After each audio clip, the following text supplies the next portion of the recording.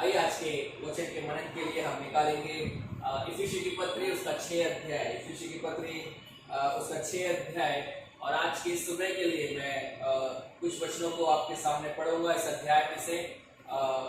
इस इफिसियों की पत्री 6 अध्याय उसका 10 से लेकर 20 वचन तक हम पढ़ेंगे। So book of Ephesians chapter 6 from verse 10 to 20। और मैं हिंदी में से पढ़ रहा हूँ, आप अपनी अपनी बाइबल में इसे देख सकते हैं। पौलुस इस प्रकार से इस किताब में लिखता है, 6 अध्याय और उसका 10 वचन। इसलिए प्रभु में और उसकी शक्ति के प्रभाव में बलवान बनो, परमेश्वर के सारे हथियार बांध लो कि तुम शैतान की युक्तियों के सामने खड़े रह सको। कि हमारा ये बल युद्ध लहू और मांस से नहीं, परंतु प्रधानों से और अधिकारियों से और इस संसार के अंधकार के हाकिमों से और उस दुष्टता की आत्मिक सेनाओं से है जो आकाश में है। इसलिए परमेश्वर के सारे हथियार बांध लो कि तुम बुरे दिनों में सामना कर सको और सब कुछ पूरा करके स्थिर रह सको। इसलिए सत्य से अपनी कमर कसकर, धार्मिकता के चिलम पहनकर, पांव में मेल के सुसमाचार की तैयारी के जूते पहनकर और इन सब के साथ विश्वास की ढाल लेकर स्थिर रहो, जिससे तुम उस दुष्ट के सब जलते हुए तीरों को बुझा सको। और उद्धार का टोक, आत्मा की तलवार जो परमेश्वर का वचन है, ले लो। हर समय हर प्रकार से आत्मा में प्रार्थना और विनती करते रहो और इसलिए जागते रहो कि सब पवित्र लोगों के लिए लगातार विनती किया करो और मेरे लिए भी, कि मुझे बोलने के समय ऐसा प्रबल वचन दिया जाए कि मैं साहस के साथ सुसमाचार का भेद बता सकूं।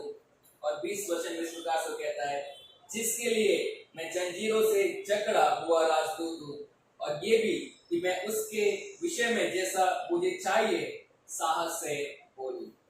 जब हम इफिसियों की पत्री में आते हैं और हमने इफिसियों की पत्री का अध्ययन कर रहे हैं काफी समय से, और इफिसियों की पत्री में से ये हमारा आज आखिरी संदेश है जो हम इस किताब में से देखेंगे। और हमने पहले ही कह चुके हैं कि इस किताब को जब हम पढ़ते हैं तो हम पिछले 3 अध्याय के अंदर, पहले से लेकर 2-3, हम इन 3 अध्यायों में पौलुस हमें ये बताता है कि हम मसीह में कौन है, हमारे मसीह के अंदर पहचान क्या है। और जब हम 4, 5 और 6 अध्याय को पढ़ते हैं तो वो ऐसा बोलता है कि हम मसीह में हमें क्या करना है, या फिर मसीह के लिए हमें क्या करना है, हमारे प्रैक्टिकल लाइफ में, या फिर हमारे प्रैक्टिकल क्रिश्चियन लाइफ किस प्रकार से होना चाहिए। उन बातों को पौलुस यहाँ पर हमें बताता है। तो हम बहुत सारे वचनों को 4, 5 और 5 अध्याय से हम देख चुके हैं। और अच्छे अध्याय में जब हम आते हैं, जो कि आखिरी अध्याय है, हम पौलुस की ओर से कुछ वचनों को यहाँ पर सीखते हैं। और बाइबल ऐसा बताती है, पौलुस ऐसा कहता है कि इसलिए प्रभु में और उसकी शक्ति के प्रभाव में बलवंत बनो, परमेश्वर के सारे हथियार बांध लो कि तुम शैतान की युक्तियों के सामने खड़े रह सको। अब जब हम मसीह जीवन के बारे में बात करते हैं और हम इफिसियों की पत्री के अंदर जब मसीह जीवन के बारे में बात करते हैं तो हम बहुत सारी बातों को सीखते हैं, जहाँ पर हमें ये मालूम पड़ता है कि हम मसीह में चुने हुए लोग हैं, हम मसीह में बुलाए हुए लोग हैं, हम मसीह में परमेश्वर के पुत्र और पुत्री हैं, हमें एक इनहेरिटेंस, एक मिरास हमें मिली है, हमें पवित्र आत्मा की छाप हमारे ऊपर दी है। अब हम भारी और विदेशी मुसाफिर नहीं, अब हम परमेश्वर के घराने के लोग हैं। हम परमेश्वर का मंदिर है, हम परमेश्वर की कलीसिया है, हम परमेश्वर के घर है और हम परमेश्वर की बॉडी, उसकी देह है। हम इन सारी बातों को इस किताब के अंदर पढ़ते हैं और पौलुस एक करके हमें बताता है कि हाँ, मसीह जीवन ये है, मसीह जीवन ये है, मसीह जीवन ये है। और मसीह जीवन में हमें किस प्रकार से चलना है वो हमें बहुत सारी बातें बताता है। हमें जोतू की संतान के समान चलना है, हमें परमेश्वर के पुत्र होने के नाते हमें उसके अनुसार चलना है, हमें बुद्धिमानी के समान चलना है, हमें प्रेम में चलना है, एक दूसरे का भार हमें उठाना है, एक दूसरे के लिए प्रार्थना हमें करनी है। और जब हम 6 अध्याय में आते हैं, पौलुस फिर से कुछ इंस्ट्रक्शन हमें देता है कि मसीह जीवन को हमें किस प्रकार से जीना है। वो मसीह जीवन के बारे में बहुत सारी बातें बताता है कि मसीह जीवन ऐसा है, ऐसा है। और जब हम 6 अध्याय में आते हैं वो मसीह जीवन के बारे में एक और चीज कहता है, क्रिश्चियन लाइफ के बारे में वो एक और चीज बताता है, और वो ऐसा कहता है, Christian life is a fight. एक मसीह जीवन एक लड़ाई का जीवन है, एक मसीह जीवन एक युद्ध का जीवन है।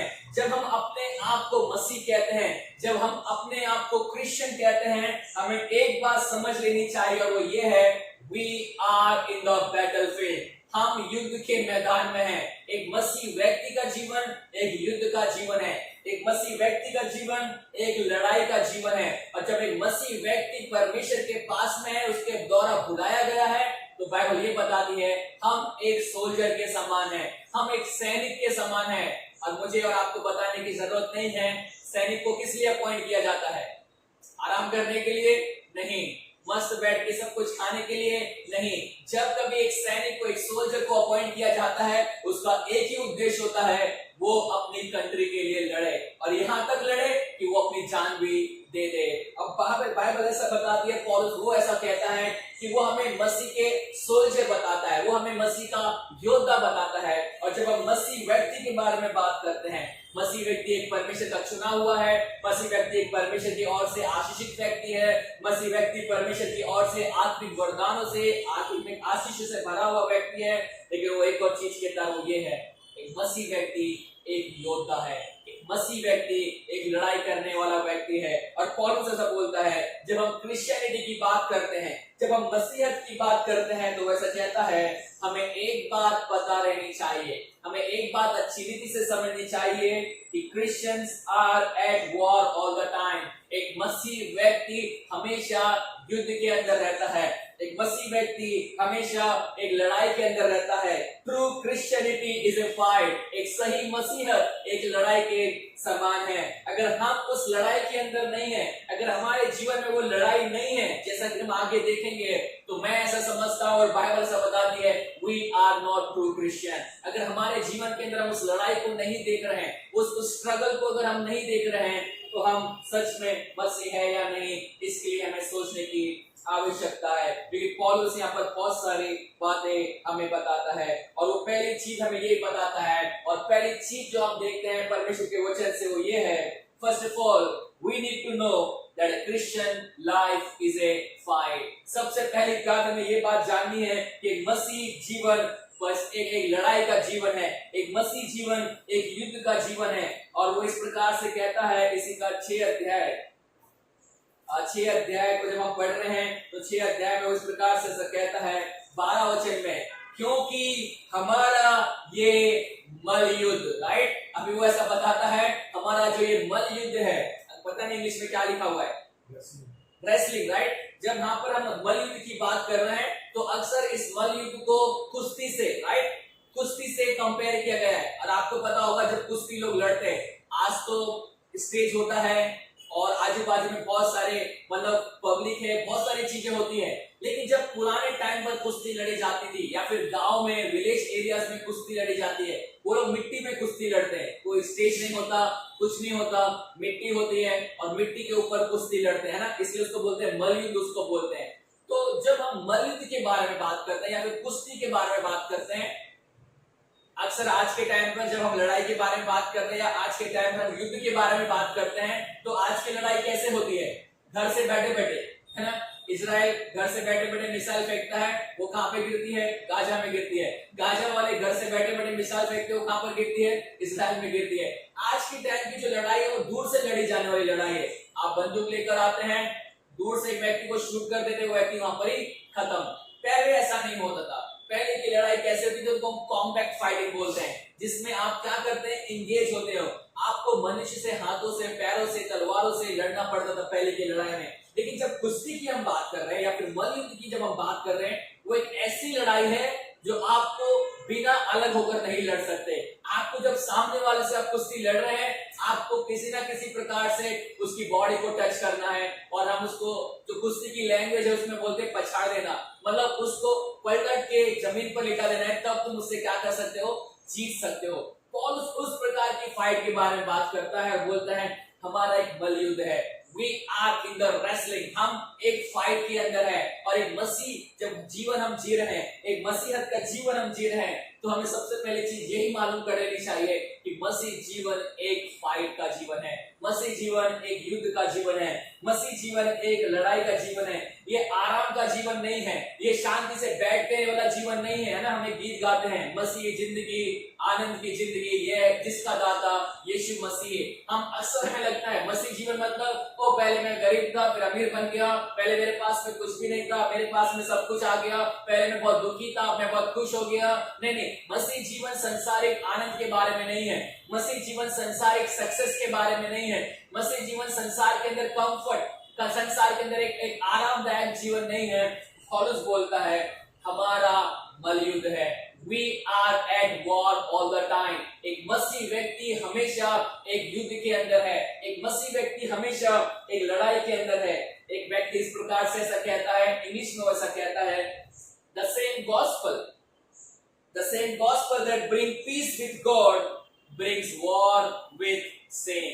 एक व्यक्ति ऐसा बोलता है कि जब परमेश्वर का जो सुसमाचार है, जो सुसमाचार हमें परमेश्वर के साथ में एक मेल मिलाप को कराता है, जो सुसमाचार हमें परमेश्वर के साथ में एक फ्रेंडशिप, एक पीस हमारे बीच में वो लेकर आता है, बोलता है वही गॉस्पल हमें शैतान हमें पाप के साथ में लड़ाई करने के लिए भी सिखाता है। जिस सुसमाचार के द्वारा परमेश्वर के साथ में हमारा मेल मिलाप होता है, उसी सुसमाचार के द्वारा हम पाप से लड़ने के लिए क्या हो जाते हैं, तैयार हो जाते हैं। वही सुसमाचार हमें पाप से हमारे बीच में लड़ाई को लेकर आता है। The same gospel that bring peace with God brings war with sin। और हम यहाँ पर देखते हैं मसीह जीवन के बारे में, जब से हम मसीह के पास में आते हैं और एक सच्चा मसीह होने के नाते हम उसके जीवन को देख सकते हैं कि वो किस प्रकार से लड़ाई के अंदर रहता है। पौलुस बार-बार इस वर्ड को यूज करता है अपनी पत्रियों में। इफिशियंस में ऐसा बोलता है, एक सोल्जर होने के नाते तुम्हें मसीह के साथ में रहते हुए शैतान और शैतान की सारी चीजों से लड़ना है, अपने पाप से लड़ना है। हम पढ़ते हैं पहला तीमुथियो उसका 6 अध्याय उसके 12 वचन में ऐसा कहता है, fight the good fight of faith. पौलुस तीमुथियुस को बोलता है अपने विश्वास की अच्छी कुश्ती को लड़। अर्थात पौलुस फिर से बोलता है कि तीमुथियुस, मसीह जीवन एक लड़ाई का जीवन है, आराम से बैठने वाला जीवन नहीं है, आराम से कुछ भी करने वाला जीवन नहीं है। It is a life of fight. तुझे अच्छी लड़ाई लड़नी है। कैसी लड़ाई लड़नी है? अच्छी लड़ाई लड़नी है। एक गुड फाइट को करना है अपने जीवन के अंदर। फर्स्ट पीटर पतरस भी उसी प्रकार से कहता है, उसका 2 अध्याय और उसके 11 वचन को हम पढ़ेंगे। पहला पतरस 2 अध्याय 11 वचन को। अब पतरस भी इस प्रकार से ऐसा कहता है, जब वो मसीह जीवन के बारे में बात कर रहा है और मसीह जीवन को एक लड़ाई के जैसा वो देखता है, तो वो इस प्रकार से ऐसा कहता है उसका 2 अध्याय और 11 वचन में, हे प्रियो, मैं तुमसे विनती करता हूं कि तुम अपने आप को परदेसी और यात्री जानकर उन संसारिक अभिलाषाओं से जो आत्मा से युद्ध करती है क्या करो, बचे रहो। अर्थात यहाँ पर ऐसा बोलता है एक मसीह व्यक्ति का जीवन युद्ध का जीवन है और हमारी आत्मा से हमारी संसारिक शारीरिक अभिलाषाएं क्या करती हैं, निरंतर युद्ध करती है। तीमुथियुस को वापस फिर से पौलुस कहता है उसका 2 तीमुथियुस 2 अध्याय 3 में कि एक गुड सोल्जर के होते हुए एक अच्छा मसीह का योद्धा तुझे बनना है, एक अच्छा मसीह का सैनिक तुझे बनना है। फिर से एक वचन को हम पढ़ेंगे, पहला तीमुथियुस का 1 अध्याय उसका 18 वचन। फर्स्ट तीमुथी चैप्टर 1 वर्स 18। और यहाँ पर पौलुस फिर से हमें बताता है कि किस प्रकार से जब हम मसीह जीवन के बारे में बात कर रहे हैं और मसीह जीवन के बारे में जब हम देख रहे हैं तो बोलता है कि मसीह जीवन एक युद्ध का जीवन है। फर्स्ट तीमुथी चैप्टर 1 वर्स 18 और वहां पर ऐसा लिखता है, हे पुत्र तीमुथियुस, उन भविष्यवाणियों के अनुसार जो पहले से तेरे विषय में की गई थी, मैं ये आज्ञा सौंपता हूं कि तू उनके अनुसार अच्छी लड़ाई को लड़ते रहे। अब पौलुस तीमुथियुस को बोलता है जो भी भविष्यवाणी तेरे विषय में की गई है, जो भी दान वरदान तुझे मिले हैं, तुझे पौलुस बोलता है कि मैं तुझे ये आज्ञा देता हूं कि तू उसके अनुसार अच्छी लड़ाई को लड़ते रहे। अर्थात तुझे हमेशा कंटिन्यूअसली उस लड़ाई के अंदर क्या रहना है, इन्वॉल्व रहना है। अब हम इफिसियों की पत्री को जब पढ़ते हैं तो पौलुस पौलुस हमें एक चीज वहां पर सिखाता है और वो ये है, मसीह जीवन एक लड़ाई का जीवन है,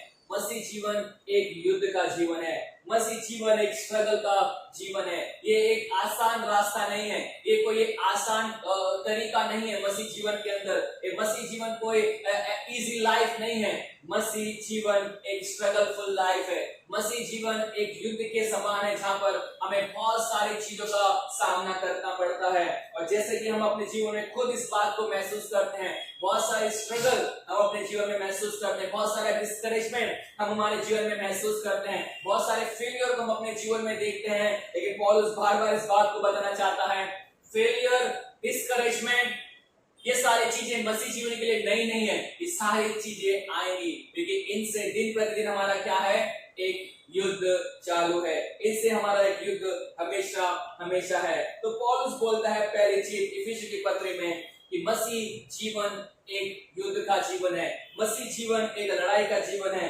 Christian life is a fight. हम इसे बहुत आसान जीवन ना समझे, हम इसे बहुत सरल जीवन ना समझे, लेकिन मसीह जीवन को हम जब जी रहे हैं, हमें इस बात को समझना है, ये बहुत ही दर्द भरा जीवन है, ये बहुत ही पीड़ा भरा जीवन है, बहुत ही स्ट्रगलफुल ये लाइफ है। अगर हम चेलों के जीवन को देखेंगे, हम चेलों के जीवन में उस फाइट को देखते हैं, वो किस प्रकार से रोमी साम्राज्य के सामने अपने जीवन को उन्होंने कुर्बान कर दिया, किस प्रकार से उन्होंने कई बार मारे खाए, कोड़े खाए, पथरवा उनके ऊपर किया गया, कई बार उन्हें बहुत सारे संकट से, तकलीफों से, रिजेक्शन से उन्हें जाना पड़ा। ये सारी चीजें उन्होंने महसूस करते हुए, फील करते हुए, अपने जीवन में अनुभव करते हुए वो मसीह जीवन को जीते रहे। अगर मैं पौलुस के जीवन को देखूं, मुझे नहीं लगता उसने कभी आराम की जिंदगी जी। पतरस के जीवन को देखूं, मुझे नहीं लगता उन्होंने कभी आराम की जिंदगी जी। वो बोलता है, हम तो गरीब हैं, लेकिन तुम क्या हो, धनवान हो। हम तो मारे मारे फिर रहे हैं यहाँ पर, लेकिन तुम आराम से रह रहे हो। पतरस, पौलुस, हम बाकी की जितने भी चेले अपोस्टल्स की बात करें तो हम ये देखते हैं वो जगह जगह भागते रहे, भागते रहे, भागते रहे, एक सिटी से दूसरी सिटी, दूसरी सिटी से तीसरी सिटी, हर जगह सुसमाचार के कारण लोग उन्हें सताते रहे। और इवन यीशु मसीह ने कहा, मेरे कारण लोग तुम्हें क्या करेंगे, सताएंगे। Because of me you will have persecution. मेरे नाम के कारण लोग तुम्हें सताएंगे। तो जब हम मसीह जीवन के बारे में बात कर रहे हैं तो हमें पहली बात ये समझ लेनी चाहिए, मसीह जीवन एक युद्ध का जीवन है। मसीह जीवन कोई आसान जीवन नहीं है। इसके अंदर हम बहुत सारे स्ट्रगल्स को देखते हैं, इसके अंदर हम बहुत सारे फेलियर को देखते हैं, इसके अंदर हम बहुत सारे डिस्करेजमेंट को देखते हैं। लेकिन बाइबल ये बताती है हमें प्रभु की शक्ति में, हमें प्रभु के अंदर क्या होना है, बलवंत होते हुए जाना है। तो पहली चीज हम ये देखते हैं कि जो मसीह जीवन है वो एक लड़ाई का, एक युद्ध का जीवन है। दूसरी बात हम ये देखते हैं कि हमारी लड़ाई किससे है। और पौलुस ऐसा बोलता है 12 वचन में, 6 अध्याय 12 वचन में से कहता है, क्योंकि हमारा ये जो मन होते हैं वो मांस से नहीं, लहू से नहीं, परंतु प्रधानों से, अधिकारियों से, इस संसार के अंधकार के हाकिमों से और उस दुष्टता की आत्मिक सेनाओं से है जो आकाश के अंदर है। अब यहाँ पर बहुत सारी चीजें मेंशन की गई है, प्रधानों से, अधिकारियों से, अंधकार के हाकिमों से, दुष्ट की आत्मिक सेनाओं से जो आकाश में है। अभी ये अलग अलग प्रकार के लोग नहीं है, या फिर यहाँ पर कोई कैटेगराइज नहीं किया गया है, लेकिन एक बहुत ही संक्षिप्त रूप से जो हम बोल सकते हैं शैतान और उसकी सेना, हम उसके बारे में देखते हैं, जो कि परमेश्वर और परमेश्वर के लोगों के हमेशा अगेंस्ट में है। पौलुस बोलता है हमारा युद्ध उन प्रकार की दुष्ट सेना से है, हमारा युद्ध शैतान से है, हमारा युद्ध शैतान की युक्तियों से है, हमारा युद्ध क्या है, शैतान की सारी दुष्ट आत्माओं से है, जो हर समय हर पल एक विश्वासी को पाप में गिराने के लिए, एक विश्वासी को डिस्करेज करने के लिए, एक विश्वासी को किसी ना किसी प्रकार से विश्वास में से गिराने के लिए वो काम करती है। और पौलुस बोलता है हमें ये पता है कि हमारा जो जीवन है वो एक युद्ध का जीवन है, लेकिन जिससे हम युद्ध कर रहे हैं हमें पता होना चाहिए कि हम किससे युद्ध कर रहे हैं। हमें हमारे अपोनेंट के बारे में पता होना चाहिए, हमें हमारे शत्रु के बारे में पता होना चाहिए। जैसा कि मैं आपको बोल रहा हूँ, जैसे पहले लोग लड़ाई करते थे, पहले के समय में जब लोग युद्ध करते थे तो सब कैलकुलेट करते थे कि हमारा जो अपोनेंट है, हमारा जो एनिमी है, शत्रु है, वो कितना ताकतवर है। उसके पास में कितनी सेना है, उसकी क्या ताकत है, उसकी क्या वीकनेस है, उसके क्या पॉइंट है जो अच्छे हैं, क्या पॉइंट है जो बुरे हैं। तो वो सारी चीजों को कैलकुलेट करके युद्ध पर जाते थे। और पौलुस हमें यहाँ पर वही चीज को सिखा रहा है। हमारा जो युद्ध है किससे है? प्रधानों से, अधिकारियों से, अंधकार की हाकिमों से, दुष्ट की आत्मिक सेनाओं से। और वो अच्छी बात कहता है 11 वचन में, हम उसकी युक्तियों से क्या है? खड़े रह सके। तो जब हम उसके सामने युद्ध कर रहे हैं, हमें उसके सामने खड़े रहने के लिए हमें यह पता होना चाहिए कि हमारा जो अपोनेंट है, हमारा जो शत्रु है, वो किस प्रकार का है। और हमारा युद्ध है, पौलुस बोलता है, वो शरीर का युद्ध नहीं है, मांस और लहू से हमारा युद्ध नहीं है। हमारा युद्ध दुष्ट की आत्मिक सेनाओं से है, हमारा युद्ध शैतान से है, हमारा युद्ध शैतान की आत्मिक सेनाओं से है, जो दिन प्रतिदिन क्या करती है? मसीह लोगों को मसीह के पीछे और मसीह लोगों के पीछे पड़ी रहती, किस प्रकार से उन्हें विश्वास में गिरा दे, किस प्रकार से उन्हें विश्वास में कमजोर कर दे। और इसका सबसे बड़ा एग्जाम्पल हम कहां पर देखते हैं? अय्यूब की किताब में, राइट? अय्यूब की किताब में परमेश्वर के पास में शैतान जाता है और वो शैतान अय्यूब के बारे में उसे अक्यूज करता है। और परमेश्वर शैतान को बोलता है, क्या तूने मेरे दास अय्यूब को देखा है? उसके जैसा खरा व्यक्ति कोई नहीं है, उसके जैसा मेरे आज्ञा मानने वाला, उसके जैसा मेरा भय मानने वाला पूरी पृथ्वी पर व्यक्ति नहीं है। और शैतान क्या बोलता है? अरे अय्यूब इसलिए भय मानते हैं क्योंकि तूने उसे ब्लेस किया है, तूने इसके चारों बाजू क्या बांधा है? बाड़ा बांधा है। अगर तू ये बाड़ा उठा ले, ये सारी आशीष उठा ले, वो तुझे क्या करेगा? कर्ज करेगा, वो तुझे दोष देगा, वो तुझे श्राप देगा। ऐसा शैतान उसे बोलता है। और परमेश्वर बोलता है शैतान को, देखो ऐसा लगता है तो ठीक है, तो उसकी जान को छोड़ के, इसके प्राण को छोड़कर तुझे जो करना है तो उसके साथ में कर। और जब शैतान वो सारी चीजें करने लगता है, वो अय्यूब के विश्वास को कमजोर करने के लिए, और हम देखते हैं कैसे कैसे क्या करता है शैतान। उसकी प्रॉपर्टी, उसके स्लेव्स, उसकी जो दास दासियां होती है, उसके बच्चे मर जाते हैं, पूरी रीति से वो क्या हो जाता है? डिस्ट्रॉय हो जाता है। उसकी पत्नी भी इवन आता है उसको छोड़कर चली जाती है। तो अय्यूब के जीवन में एक करके उसे बैड न्यूज मिलती जाती है। और तेरे दास दासी मर गए, इतने तेरे लोग आए, उन्हें तेरे जानवरों को लेकर चले गए, तेरे बेटे बेटी खाना खा रहे थे घर में और घर गिर गया और सब क्या हो गए? मर गए। हमको ऐसा लगता है कि वो परमेश्वर डिस्ट्रॉय करता है, लेकिन नहीं, शैतान ये सारी चीजें मसीह जीवन के अंदर क्या करता है? डिस्ट्रॉय करता है। लेकिन हाँ, एक अच्छी बात है, जब तक परमेश्वर अलाउ ना करे, जब तक परमेश्वर शैतान को परमिशन ना दे, शैतान छू भी नहीं सकता है।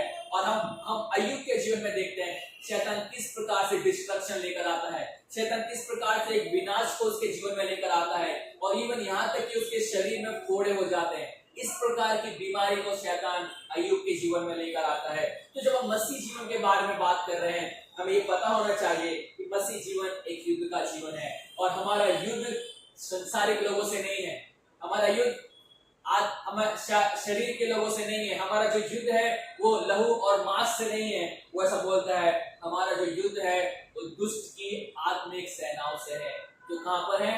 आकाश में है। और वो हमेशा इस विराट में घूमती है कि हम किसको गिरा दे, किसको विश्वास में कमजोर कर दे। कई बार शैतान अलग अलग रीति से हमारे सामने पाप को लेकर आएगा, कई बार शैतान अलग अलग रीति से हमारे जीवन के अंदर स्ट्रगल्स को लेकर आएगा, कई बार शैतान हमारे जीवन में अलग अलग परेशानियों को लेकर आएगा, अलग अलग टेम्पटेशन को हमारे सामने लेकर आएगा। और कई बार हम उन टेम्पटेशन के अंदर विजयी हो जाते हैं, विक्टोरियस हो जाते हैं, लेकिन कई बार हम उन टेम्पटेशन के अंदर क्या हो जाते हैं? फेल हो जाते हैं। हम यीशु मसीह के जीवन में भी देखते हैं, उसके सामने भी टेम्पटेशन लाने वाला कौन था? शैतान। और शैतान बार बार यीशु मसीह को टेम्प्ट कर रहा है, तू ऐसा कर, तू ऐसा कर, तू ऐसा कर। और यीशु बार बार उसे वचन के द्वारा बोलता है, नहीं ऐसा लिखा है, ऐसा लिखा है, ऐसा लिखा है। तो हम शैतान के जीवन को जब देखते हैं, शैतान की दुष्ट चालों को जब हम देखते हैं, शैतान की आत्मिक सेना के बारे में हम देखते हैं, हम बाइबल यही हमें बताती है, वो हमेशा एक विश्वासियों के अगेंस्ट में है, वो हमेशा विश्वासी व्यक्ति के विरोध में है, वो हमेशा विश्वासी के साथ में युद्ध को करते हैं, ताकि जिससे एक मसीह व्यक्ति मसीह में ना रहे, वो मसीह को छोड़ दे, मसीह से अलग हो जाए, मसीह के अंदर विश्वास में वो बना ना रहे। और हम ऐसे बहुत सारे लोगों को देखते हैं, ऐसे बहुत सारे लोगों को हम देखते हैं जो विश्वास में बने नहीं रहे। अनेक अनेक प्रकार की परीक्षा उनके जीवन में आई, लेकिन बाइबल ये बताती है वो अपनी परीक्षाओं में खड़े ना रह सके। शैतान कुछ तकलीफें लेकर आया और वो विश्वास से अलग हो गए, शैतान कुछ समस्याओं को लेकर आया और वो विश्वास से पीछे हट गए, शैतान कुछ तकलीफों को, कुछ बीमारियों को इनके जीवन में लेकर आया और वो अपने विश्वास में बने नहीं रहे। बाइबल ये बताती है हम एक ऐसे युद्ध में हैं जो फिजिकल नहीं है, हमारा युद्ध कैसा है? आत्मिक युद्ध है। अगर आप पौलुस की किताब इफिसियों को पढ़ते हैं तो इफिसियों के अंदर आपको पता होगा आत्मिक वर्ड बहुत बार यूज किया गया है, स्पिरिचुअल वर्ड यूज किया गया है। हमारी आशीष कैसी आशीष है? स्पिरिचुअल आशीष है। We are blessed.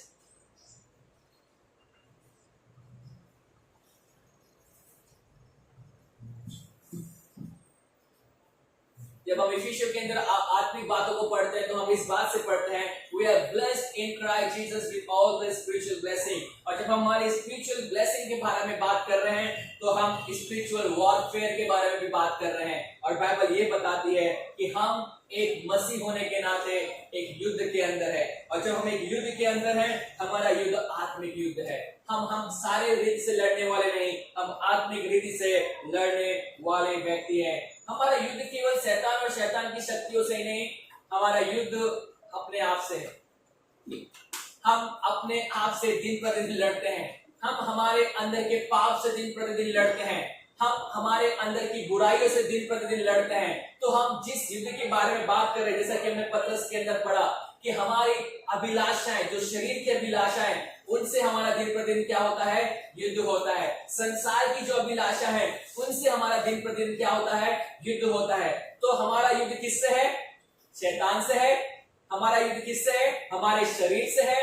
और हमारा युद्ध किससे है? संसार से है। तो जब हम मसीह व्यक्ति के शत्रुओं के बारे में बात करते हैं तो हम तीन लोगों के बारे में बात करते हैं।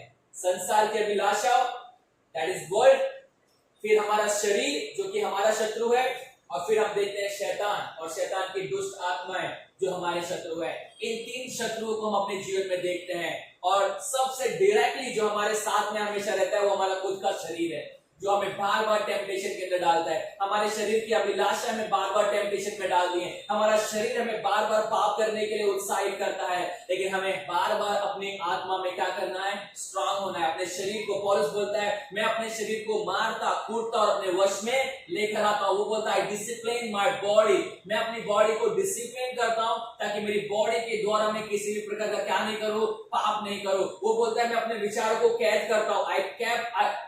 I make my thoughts captive for Christ। तो मैं अपने विचारों को कैद करता हूं। हर एक बुरे विचार, हर एक गलत ख्याल जो मेरे मन में आते हैं, पौलुस बोलता है मैं उन्हें अपना कैदी बनाता हूं। मैं उन्हें ऐसे छोड़ने देता कि जाओ मेरे विचार के अनुसार मैं करूंगा। नहीं, पौलुस बोलता है एक मसीह जीवन एक युद्ध का जीवन है। मसीह जीवन एक लड़ाई का जीवन है। Christian life is a fight. Christian life is a life of battle. जब हम इस जीवन के बारे में बात कर रहे हैं तो हमें यह भी पता होना चाहिए हमारा युद्ध आत्मिक युद्ध है। हमारा युद्ध कैसा है? आत्मिक युद्ध है। हम फिजिकल लड़ाई लड़ने वाले व्यक्ति नहीं हैं, हम आत्मिक लड़ाई लड़ने वाले व्यक्ति हैं। और ये लड़ाई हम किससे लड़ रहे हैं? शैतान से, शैतान की दुष्ट शक्तियों से। हम ये आत्मिक युद्ध किससे लड़ रहे हैं? ये आत्मिक युद्ध हम अपने आप से लड़ रहे हैं। हमारे अंदर जो पाप है हम उससे दिन प्रतिदिन स्ट्रगल कर रहे हैं। हमारे अंदर जो पाप है हम उससे दिन प्रतिदिन युद्ध को कर रहे हैं। हमारे अंदर जो पाप है उससे हम दिन प्रतिदिन एक लड़ाई को लड़ रहे हैं। और इसलिए पौलुस बोलता है, पतरस बोलता है हमें हमारे आत्मिक मन के अंदर नया बनते जाना है। हमें अपने आत्मिक मन के स्वभाव में नया होते जाना है और इस प्रकार का जीवन हमारे अंदर हमें रखना है। तो पहली बात पौलुस बोलता है, सबसे पहले हमें यह पता होना चाहिए कि हम एक युद्ध के अंदर है। We need to know that Christian life is a fight. Secondly, हमें ये पता होना चाहिए हमारा जो युद्ध है वो स्पिरिचुअल है। We must know that our battle, our fight is a spiritual fight. It is not a physical fight. ये शारीरिक युद्ध नहीं है, ये संसारिक तरह से युद्ध नहीं है जिसके अंदर हम गोले बारूद तो मिसाइल डालेंगे। नहीं, ये आत्मिक युद्ध है और आत्मिक युद्ध के लिए आत्मिक हथियारों की जरूरत है। और इसलिए यहाँ पर हम पढ़ते हैं, पौलुस बोलता है इसलिए तुम क्या करो। और मुझे वो वर्ड बहुत पसंद आता है, book of Ephesians chapter 6 verse 10 and 11। इसलिए प्रभु में और उसकी शक्ति के प्रभाव में तुम क्या होते जाओ? बलवंत होते जाओ। किस प्रकार से? परमेश्वर के सारे हथियारों को क्या कर लो? बांध लो। एक बार नहीं, 2 बार इस वचन को कहता है 11 वचन में, और फिर से वो कहता है इसी का 13 वचन में कहता है परमेश्वर के हथियारों को क्या कर लो? बांध लो। इसलिए परमेश्वर के सारे हथियारों को बांध लो। अगर हम हथियारों के बारे में पढ़ेंगे तो वहां पर बहुत सारी चीजें लिखी हुई हैं। और मैं फिर से एक बार पढ़ना चाहूंगा, सत्य से अपनी कमर कसकर। अगेन हमारे जो हथियार है, कैसे हथियार है? स्पिरिचुअल हथियार है। धार्मिकता की झिलम पहनकर, पाँव में मेल के सुसमाचार की तैयारी पहनकर, विश्वास की ढाल लेकर, उद्धार का टोप लेकर, आत्मा की तलवार लेकर जो कि परमेश्वर का वचन है, हमें ये सारे हथियार क्या करने हैं? बांधने हैं। अब मेरा सवाल है, क्या ये फिजिकल हथियार दिखते हैं हमें? नहीं, ये सब हमें किस प्रकार के हथियार दिखते हैं? आत्मिक हथियार। और मुझे एक हथियार है जो यहाँ पर दिखाई देता है, जो बहुत विजिबल होता है, जो बहुत दिखाई देता है हमारे जीवन में, और वो हथियार है परमेश्वर का वचन, जो कि आत्मा की क्या है? तलवार है। और वो ऐसा बोलता है, तुम मुझसे ले लो। बाकी जितने हथियार वहां पर मेंशन किए गए हैं वो हमारे डिफेंस के लिए है ना। हमें झिलम पहननी है, वो किस लिए है? डिफेंस के लिए। सर पर टोप बांधना है, किसके लिए? डिफेंस के लिए। कमर में बैज बांधना है, किसके लिए? डिफेंस के लिए। हम जितने भी हथियारों की बात करते हैं, राइट, वो हमारे डिफेंस के लिए, हमारे बचाव के लिए है। लेकिन एक हथियार वहां पर हमें दिया गया है जिससे हमें लड़ने के लिए दिया गया है ना, जो जिससे हम लड़ सकते हैं। और वो हथियार कौन सा हथियार है? परमेश्वर का वचन। बाइबल ये बताती है अब हमारे पास एक बहुत ही ताकतवर हथियार है, और वो हथियार छोटा मोटा नहीं है, वो दिखाई भी नहीं देता होगा कई बार, लेकिन वो बहुत पावरफुल हथियार है। और इसीलिए हम इब्रानी की पत्री में पढ़ते हैं, परमेश्वर का वचन हर एक दो धारी तलवार से भी ज्यादा क्या है? पहना है, और वो हृदय को, गूदे को क्या करता है? आर पार छेदता है। बाइबल ये बताती है परमेश्वर का वचन सबसे शक्तिशाली हथियार है। परमेश्वर का वचन सबसे पावरफुल वेपन है मेरे और आपके जीवन में युद्ध करने के लिए। परमेश्वर का वचन ही है जो हमारे युद्ध में हमें विजयी बना सकता है। परमेश्वर का वचन ही है जो शत्रु को हरा सकता है। और इसलिए यीशु मसीह ने बार बार शैतान को क्या बोलकर हराया? वचन। वो बोलता है लिखा है, लिखा है, लिखा है। यीशु मसीह ऐसा नहीं बोल रहा मैं ऐसा सोचता हूं, नहीं मेरे मन में ऐसा लगता है, ऐसा नहीं। यीशु मसीह बार बार शैतान को बोलता है परमेश्वर का वचन ऐसा कहता है, परमेश्वर का वचन ऐसा कहता है, परमेश्वर का वचन ऐसा कहता है। आज मैं और आप हमारे जीवन में बहुत प्रकार की टेम्पटेशन को देखते हैं, हम बहुत प्रकार की स्ट्रगल्स को देखते हैं। शैतान बहुत सारी परेशानी को हमारे जीवन में लेकर आता है। मसीह जीवन एक फाइट है, एक युद्ध का जीवन है, और शैतान हमारे विरोध में लड़ रहा है। हमारा शरीर हमारे विरोध में लड़ रहा है, ये संसार हमारे विरोध में लड़ रहा है। हमें कैसे इस सारी चीजों पर विजय पानी है, हम कैसे इन सारी चीजों का सामना कर सकते हैं, हम कैसे अपने युद्ध में खड़े रह सकते हैं? तो वो बोलता है हमें परमेश्वर के हथियार पहनने। किसके हथियार पहनने हैं? परमेश्वर के हथियार। तीसरी बात पौलुस बोलना चाहता है, और वो ये है, फर्स्ट ऑफ ऑल हमें ये पता होना चाहिए कि हम एक युद्ध में हैं। सेकेंडली, हमारा जो युद्ध है वो कैसा युद्ध है? आत्मिक युद्ध है, स्पिरिचुअल बैटल हमारा है। और तीसरी बात वो ऐसा बोलता है, इस युद्ध में हम अपनी ताकत से नहीं लड़ सकते हैं, इस युद्ध में हम अपनी बुद्धि से नहीं लड़ सकते हैं। इस युद्ध में हमें किसके हथियार चाहिए? परमेश्वर के हथियार। और एक बार नहीं, वो दो बार बोलता है, इसलिए परमेश्वर के हथियार पहन लो, इसलिए परमेश्वर के हथियार पहन लो।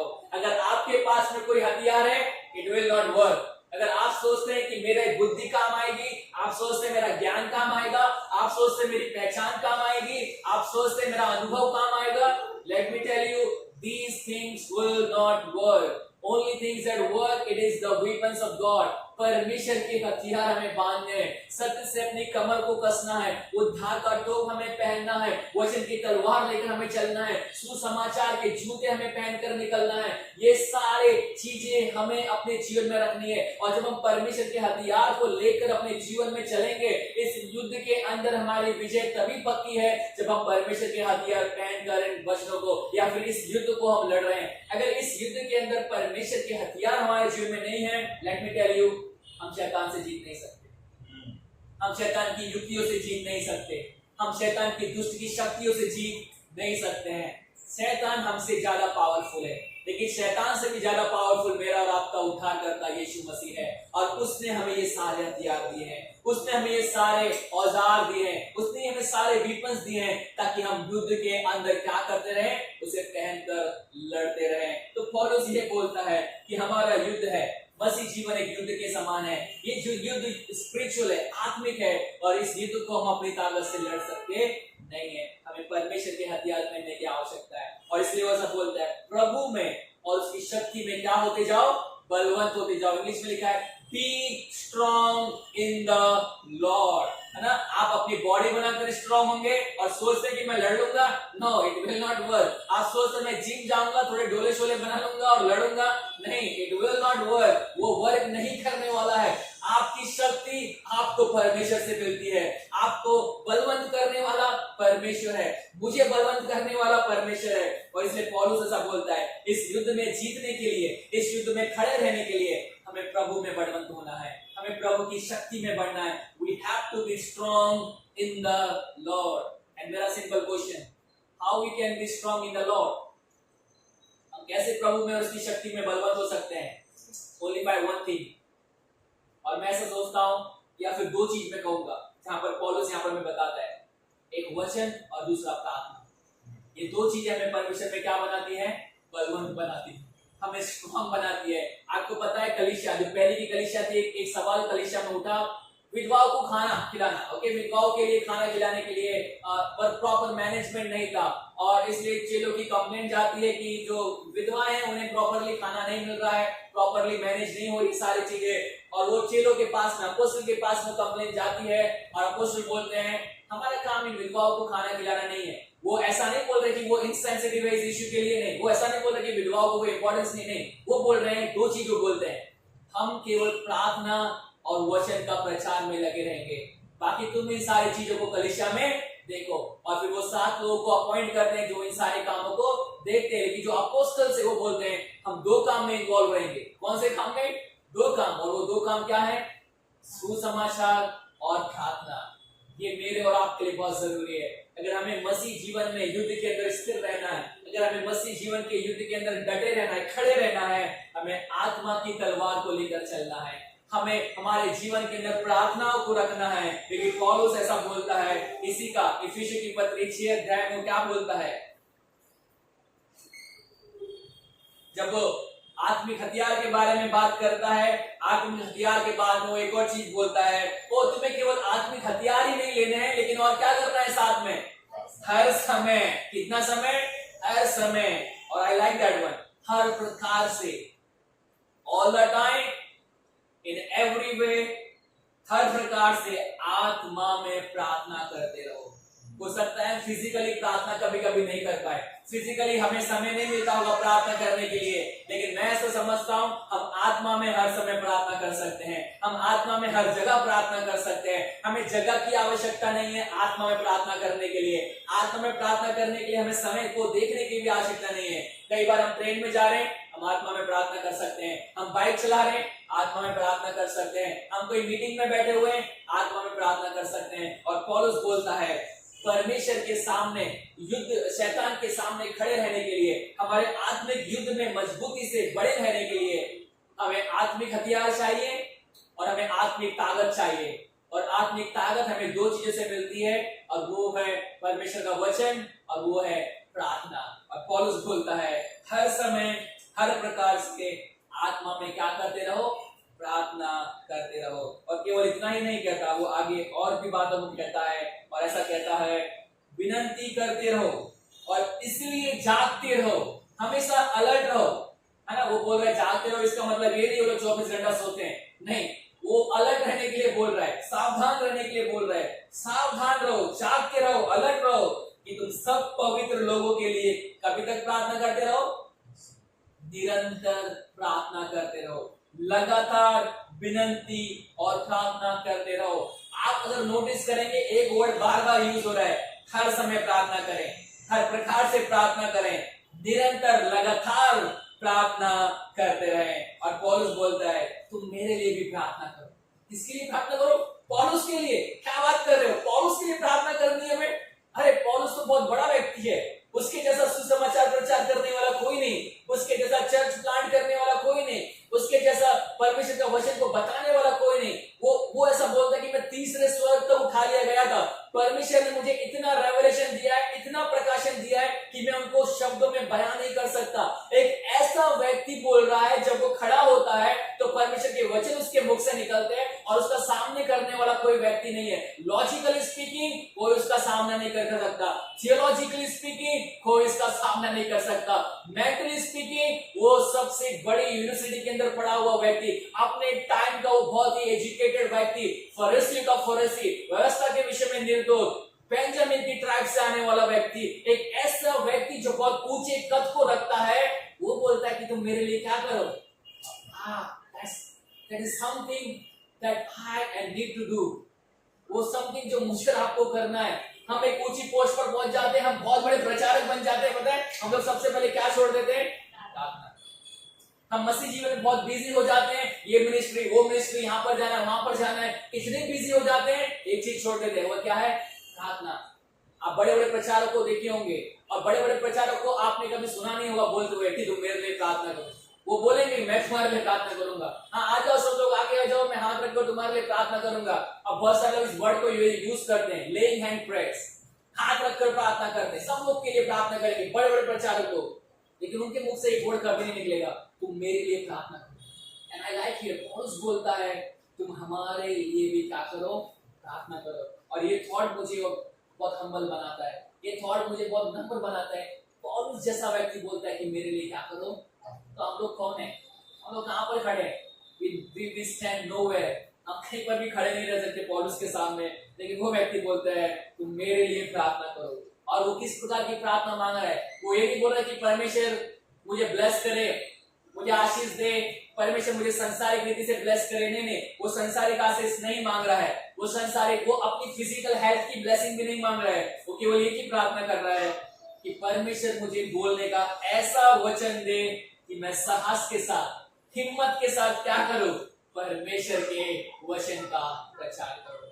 और कितनी बार हम इस प्रकार की प्रार्थना करते हैं? मुझे नहीं लगता कि मैं इस प्रकार की प्रार्थना करता हूं कि परमेश्वर मुझे बोलने का साहस दे, बोलने की हिम्मत दे, उसका वचन जब मेरे मुख से निकले वो प्रबलता से निकले ताकि सुनने वाले के हृदय छिप जाए। हम कब ऐसी प्रार्थना करते हैं? बहुत rarely we pray like that. लेकिन पौलुस बोलता है ओह मसीह जीवन एक युद्ध का जीवन है, और इस युद्ध के जीवन में हमें यह पता होना चाहिए कि हमारा युद्ध किससे है? शैतान से है, उसकी शक्तियों से है, दुष्ट की आत्माओं से है। हमारा युद्ध हमें हमारे अपने आप से है, अपने शरीर से है। दिन प्रतिदिन अपने शरीर से हमें लड़ना है। हमारा युद्ध इस संसार के लोगों से है, संसार की अभिलाषाओं से। कुछ चीजें हमें दिखती है और हम जल्द तुरंत से उन पापों में फंस जाते हैं। कुछ चीजें हमें अट्रैक्ट करती है संसार के अंदर और हम संसारिक बन जाते हैं। हमारी फ्रेंडशिप, हम फ्रेंड सर्कल में जाते हैं, हम उनके जैसे बन जाते हैं। संसारिक चीजें हमें संसार के जैसा बना देती हैं। और पौलुस बोलता है नहीं, हमें इनसे भागना है, इनसे बचना है, इनके सामने खड़े होकर हमें युद्ध करना है। हम अपनी ताकत से नहीं कर सकते। पौलुस बोलता है हमें इसके लिए किसकी सहायता की जरूरत है? परमेश्वर। Only Lord can help us. Only Lord can strengthen us. केवल परमेश्वर ही हमारी सहायता कर सकता है। केवल परमेश्वर ही हमें बल और शक्ति और सामर्थ्य दे सकता है ताकि हम इस युद्ध में जीत सकें। और लेट मी टेल यू, हमने ऑलरेडी युद्ध जीता हुआ है।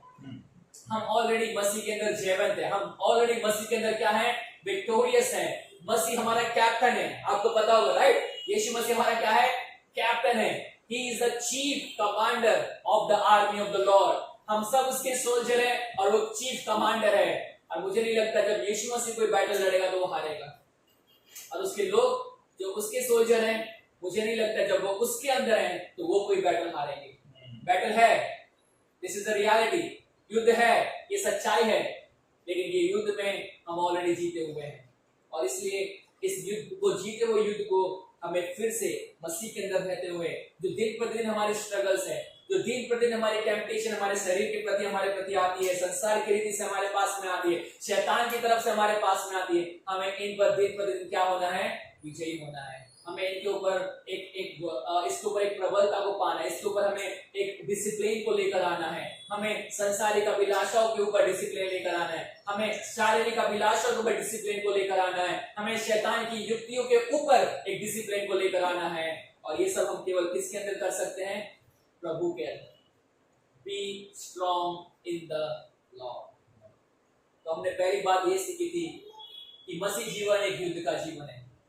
दूसरी बात, मसीह जीवन का युद्ध एक आत्मिक युद्ध है। ये आत्मिक सेनाओं से है, शारीरिक अभिलाषाओं से है, संसारिक अट्रैक्शन से है, और इसे आत्मिक युद्ध में हमें विजयी होना है। और तीसरी बात हमने ये देखी कि हम इस आत्मिक युद्ध को अपनी ताकत से लड़ नहीं सकते। हमें इसे लड़ने के लिए किसकी सहायता की आवश्यकता है? परमेश्वर की। और केवल परमेश्वर ही हमारी सहायता कर सकता है। परमेश्वर ही हमें इस युद्ध में विजयी बना सकता है। केवल परमेश्वर ही हमें इस युद्ध के अंदर आगे बढ़ा सकता है। और इसलिए वो बोलता है कि तुम्हें प्रभु में स्ट्रांग बनना है, उसकी शक्ति में बलवंत होना है। और मैंने आपको दो बातें बताई है किस प्रकार से हम प्रभु में बलवंत हो सकते हैं। दो प्रकार से। पहली बात उसके वचनों के द्वारा, और दूसरा प्रार्थना में। हमें इन दो चीजों में बढ़ना है। हमें वचनों में बढ़ना है, हमें प्रार्थना में बढ़ना है। और जब हम वचनों में और प्रार्थना में बढ़ेंगे तो हम परमेश्वर में बलवंत होंगे। और जब हम परमेश्वर में बलवंत होंगे हम शैतान के सामने खड़े रहेंगे। और जब हम शैतान के सामने खड़े रहेंगे, पता है क्या होगा? शैतान हमारे सामने खड़ा नहीं रह पाएगा। He will not stand in front of us because we are not standing by our own power. We are standing by the power of God. Let us trust in the Lord. Let us grow in prayer. Let us grow in the word of the Lord so that we may stand in the front of David.